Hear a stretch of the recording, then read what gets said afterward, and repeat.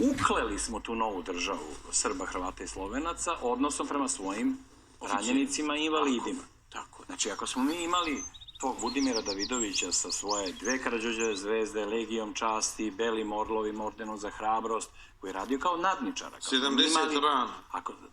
Koje je dobio na Solunskom frontu i otkinuta mu je desna ruka, mu je otkinuta tom prilikom.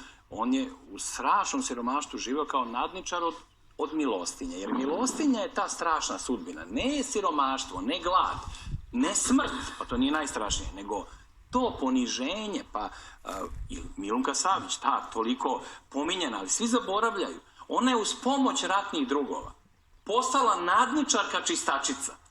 Znači, uz pomoć ratnih drugova ona je došla do stupnja da joj daju da kleči na podu banke uz kantu sa prljavom vodom i da čisti dok gospoda sa cilindrima, koji sa ratom naravno veze nemaju, ništa nije drugačije i danas isto. Prolaze, ali kažem, tako je počelo. Ja govorim, početak i uzrok je uvek strahovito važan. Mihajlo Mađarević, koji je bio najznačajniji specijalac srpske vojske u Prvom svetskom ratu, koga su slali tamo gde nisu mogli nikoga drugog, kome je kralj Aleksandar lično sa svoje uniforme skinuo Karađorđevu zvezdu i stavio mu. On je čovjek koji posle rata penzionisan zbog zavisti svojih kolega, a jedna od dece njegove je bila slepa kćerka koju je morao da izdržava i on je radio kao fizički radnik.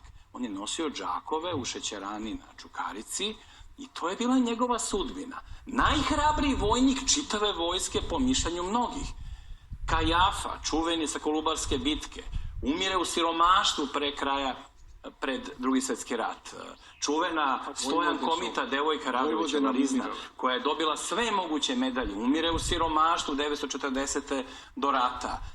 Pred rat konačno dobijaju neka prava invalidi preko hrvatskog ministra Šuteja u Kraljevini Jugoslaviji, ali pod tim da ista prava imaju austrougarski vojnici invalidi sa srpskim vojnicima invalidi. Znači, to je jedan haos, jedan krš, jedan lom, jedan užas. Najužasniji su oni koji to pravdaju, koji kažu, pa dobro, moglo i gore, pa eto, biti nadničar, nije to tako strašno, pa ona nije bila obrazovana, kao da je važno da li je ona obrazovana, pa ne dobija ona po znanju status, nego po onome što predstavlja za svoje društvo i svoj narod. Znači, ona moli da sa pozicije nadničarke postane, recimo, sluškinja. Pa to su takve nenormalne stvari. I to u vreme kada je postojala kraljevina, kada je još uvek postojao trag sećanja na onu prošlost koja nije ona koju smo mi doživjeli. Ali to se zakonomerno završilo. Propašću države, propašću nacije, propašću vojske, našim stradanjem, i sad treba da se izvučemo iz toga i da ovu priču ne posvetimo samo njima konkretnima koji treba da dobiju svoja prava jer zaslužuju ta prava, nego da potpuno preokrenemo ili radimo na preokretanju odnosa srpskog naroda prema svojim herojima, posebno prema onima koji su poginuli ili koji su izgubili i žrtvovali nešto za to. Taj odnos ne treba da bude izražen samo kroz nekoliko hiljada dinara ili kroz to što će im se dopustiti da Vidovdan slave i sve ono što smo nabrojali. To mora da bude kompletna promena odnosa pred onima pred kojima se sagiba glava.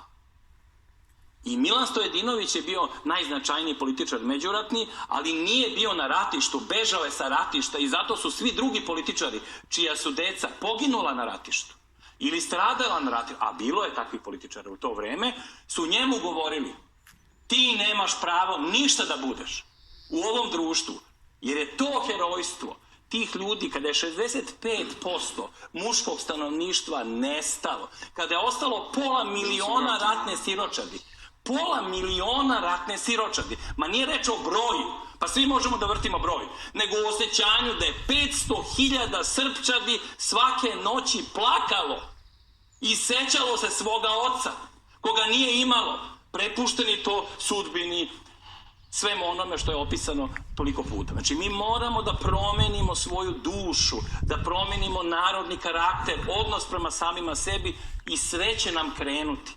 To je kao da smo ukleti svojom voljom jer ne shvatamo gde nam je osnovni greh. Dok ne ispraviš osnovni greh, ne može da ti bude bolje. I to je čitava priča naša. I putem ovih ljudi imamo šansu da na jednostavan način, bez puno filozofije, taj greh ispravimo. Neko da im donese pomoranđe, da ih zagrli, a oni koji su dužni u ime vlasti, u ime društva, u ime novinara i sve, da ispune ono što je njihov deo dužnosti. I ovo je rat. Nije rat samo kad odjekuju puške i minobacači. Rat je uvek.